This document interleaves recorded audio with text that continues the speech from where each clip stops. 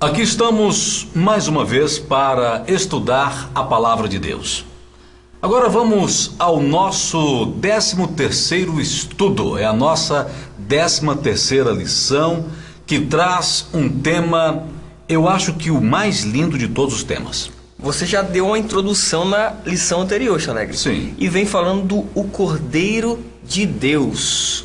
Que tira o pecado do mundo, que tira o meu pecado, o seu pecado. E também o seu pecado. Você sabe que o nosso curso bíblico tem 27 lições. Até agora você estudou conosco 12 lições. E como sempre fazemos antes de abrir a palavra de Deus, vamos orar. Você está convidado a orar conosco. Coloque-se de joelhos perante o Altíssimo. Deus eterno, Pai querido, mais uma vez estamos na Tua presença, ajoelhados, reconhecendo que somos, ó Deus, dependentes de Ti. Amém. Ajuda-nos a entender esse tema tão importante sobre o Teu Filho, o Cordeiro que tira o nosso pecado. Pai eterno, dá-nos a iluminação do Teu Espírito, em nome do Senhor Jesus. Amém. Amém.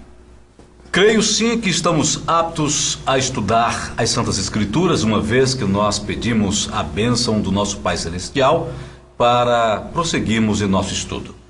Vamos à primeira pergunta, não é, Wagner? O que a Bíblia define como pecado? 1 João, capítulo 3, versículo 4. Qualquer que comete pecado, também comete iniquidade, pois o pecado é transgressão da lei.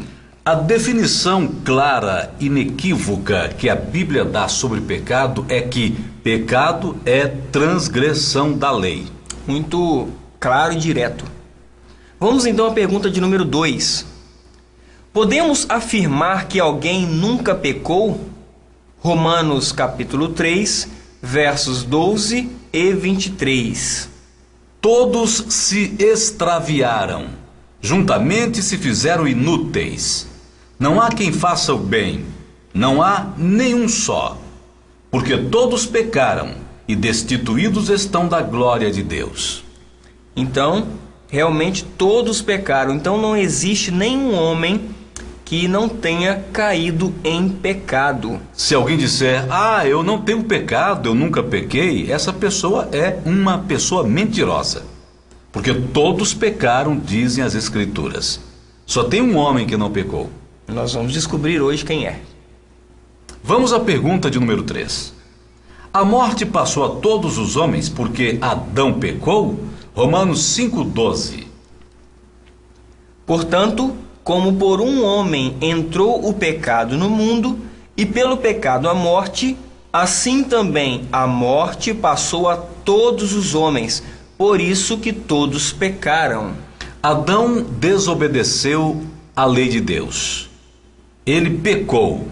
E o pecado de Adão, ele se estende a toda a humanidade, o pecado da desobediência. Porque nós vimos que o pecado é a transgressão da lei. Nós herdamos essa natureza pecaminosa devido à transgressão de Adão, o primeiro homem. Pergunta de número 4. O que o pecador tinha que realizar cada vez que pecava? Levítico, capítulo 4, verso 29 e o capítulo 5, verso 5. E porá a sua mão sobre a cabeça da oferta da expiação do pecado, e a imolará no lugar do holocausto. Será, pois, que quando for culpado, sendo numa destas coisas, confessará aquilo em que pecou. Então veja aqui, Wagner, que toda vez que alguém pecava, teria que oferecer um sacrifício pelo seu pecado.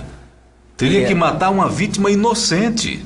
Um cordeirinho sem mácula, sem defeito, perfeito, porque ele estava sendo exemplo de alguma coisa que aconteceria no futuro. Vamos à pergunta de número 5. Sem derramamento de sangue, pode haver remissão de pecados? Hebreus 9, 22. E quase todas as coisas, segundo a lei, se purificam com sangue, e sem derramamento de sangue não há remissão. Sem derramamento de sangue não pode haver o quê? Perdão. Para o pecado. É impossível. Tem que haver derramamento para que haja perdão ao pecador. Então vamos à pergunta de número 6. Quem foi o Cordeiro de Deus que tira o pecado do mundo? João capítulo 1, versos 29 e 36. No dia seguinte, João viu a Jesus que vinha para ele e disse: Eis o Cordeiro de Deus que tira o pecado do mundo. E olhando para Jesus que passava, disse: Eis o Cordeiro de Deus.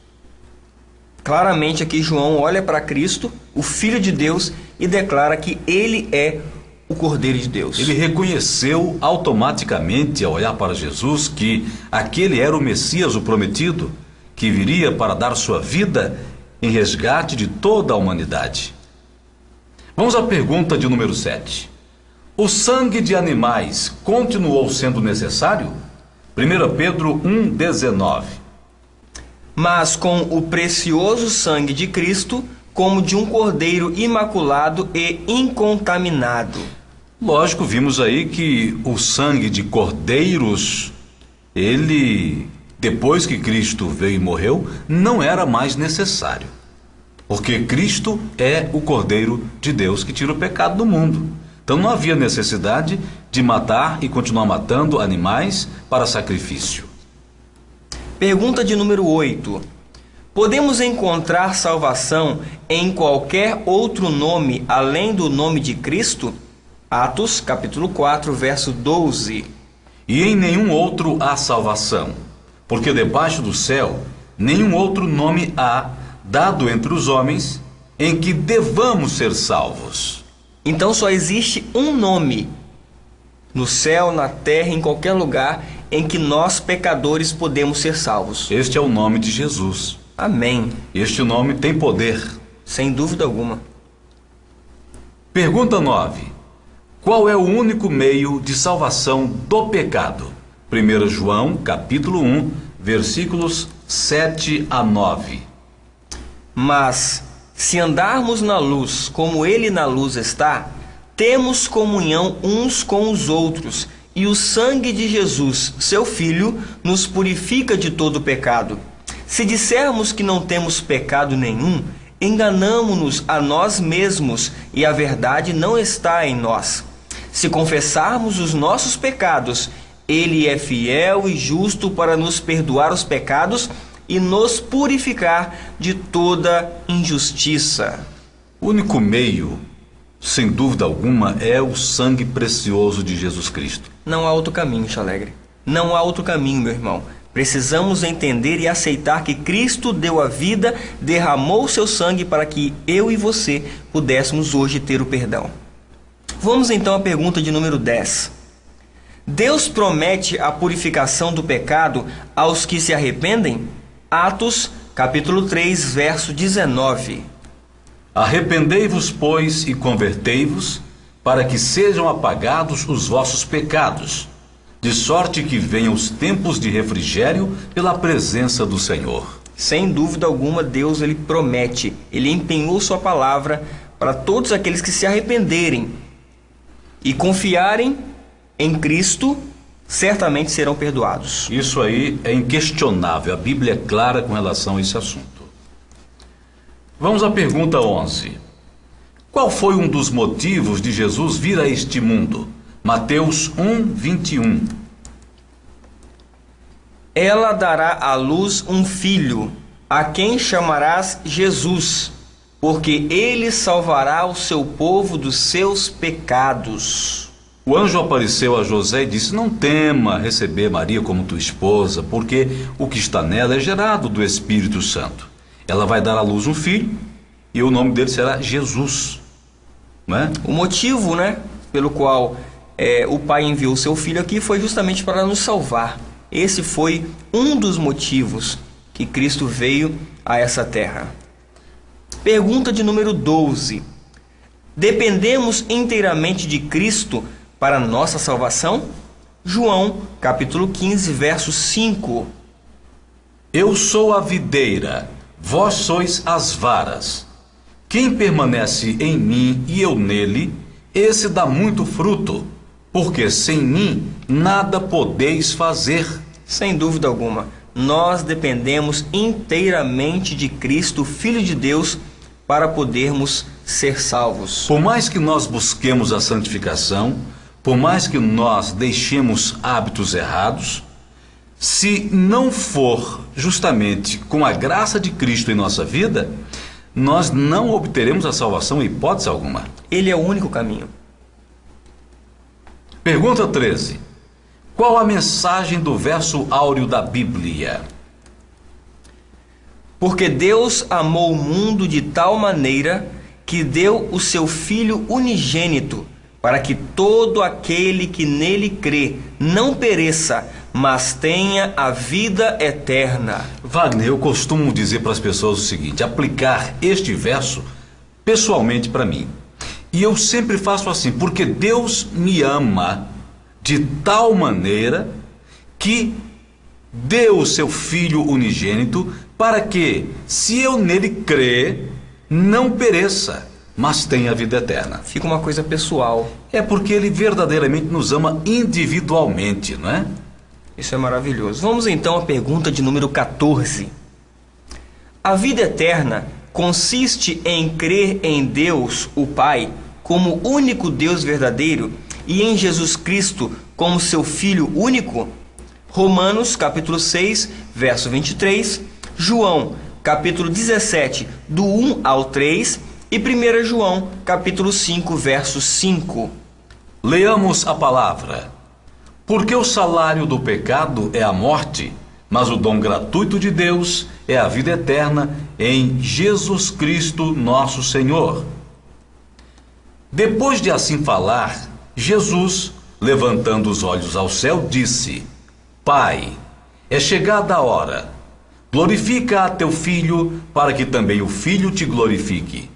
Assim como lhe deste autoridade sobre toda a carne, para que dê a vida eterna a todos aqueles que lhe tens dado. E a vida eterna é esta: que te conheçam a ti, como o único Deus verdadeiro, e a Jesus Cristo, aquele que tu enviaste. Quem é o que vence o mundo, senão aquele que crê que Jesus é o Filho de Deus? Vemos aqui que duas coisas são exigidas daqueles que se aproximam de Deus: reconhecê-lo como o único Deus verdadeiro e reconhecer o seu Filho como o unigênito do Pai. Exatamente, Wagner, porque nós temos que reconhecer que existe o Pai, que é o nosso Deus eterno Criador, e que existe o Filho, que é o Senhor Jesus Cristo. E quando a gente fala Pai e Filho, nós estamos falando de literalidade. Deus é o Pai de Jesus Cristo, literalmente. A Bíblia deixa isso muito claro. Vamos a alguns complementos? Sim. Quando Satanás ouviu que existiria inimizade entre ele e a mulher, e entre sua semente e a semente dela, viu que sua obra de degenerar a natureza humana seria interrompida, que por algum meio o homem se habilitaria a resistir a seu poder. Sendo, contudo, o plano da salvação mais amplamente patenteado, Satanás regozijou-se com seus anjos de que, tendo ocasionado a queda do homem, faria baixar o Filho de Deus de sua exaltada posição. Declarou que até ali haviam sido seus planos muito bem sucedidos na terra, e que, quando Cristo tomasse sobre si a natureza humana, ele também poderia ser vencido, e desta maneira ser impedida a redenção da raça caída. Anjos celestiais, de maneira mais ampla, patentearam a nossos primeiros pais o plano que fora concebido para a sua salvação. Afirmou-se a Adão e sua companheira que, apesar de seu grande pecado, não seriam eles abandonados ao domínio de Satanás. O Filho de Deus se oferecera para expiar com sua própria vida a transgressão deles. Um período de graça lhe seria concedido, e mediante o arrependimento e a fé em Cristo, poderiam de novo tornar-se filhos de Deus. Foi-lhes dito que, visto ser a lei de Jeová o fundamento de seu governo no céu, assim como na terra, mesmo a vida de um anjo não poderia ser aceita como sacrifício por sua transgressão. Nenhum de seus preceitos poderia ser anulado ou mudado para valer ao homem em sua condição decaída. Mas o Filho de Deus, que criara o homem, poderia fazer expiação por ele. As ofertas sacrificais foram ordenadas por Deus a fim de serem para o homem uma perpétua lembrança de seu pecado e um reconhecimento de arrependimento do mesmo, bem como seriam uma confissão de sua fé no Redentor prometido.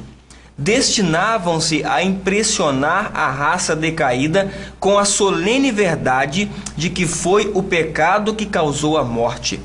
Para Adão, a oferta do primeiro sacrifício foi uma cerimônia dolorosíssima. Sua mão deveria erguer-se para tirar a vida, a qual unicamente Deus podia dar.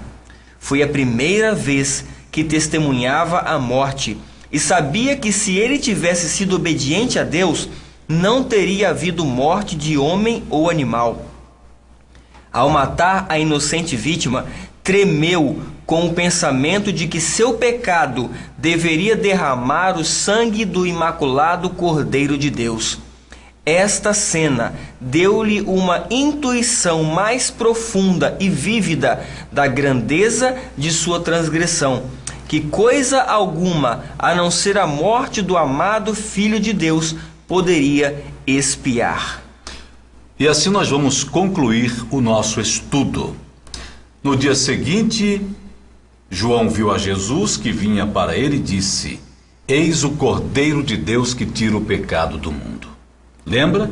Esse texto está em João, capítulo 1, versículo 29.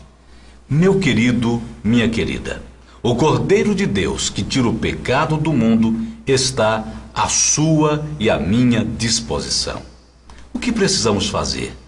É confiar, é ter fé. Sim, pela fé, adentrar ao lugar santíssimo do santuário celestial, onde Jesus Cristo intercede por mim e por você, e pedir ao Pai graça e misericórdia sobre nós. E Ele vai nos conceder esta bênção. Vamos fazer isso agora? Amado Pai Celeste, pela graça de Cristo Jesus, adentramos no santuário celestial, confiados unicamente no sacrifício que Jesus Cristo fez por nós, porque em nós mesmos não há mérito nenhum. E nesta confiança, nesta certeza, Pai Santo, eu te peço que abençoes rica e abundantemente a vida dos teus filhos que estudam a tua palavra. Dá-nos a tua paz e que o Cordeiro de Deus, que tira o pecado, possa tirar de uma vez por todas o nosso pecado. Eu te peço agradecido, no santo e amorável nome do teu Filho unigênito, nosso Senhor e Salvador Jesus Cristo. Amém.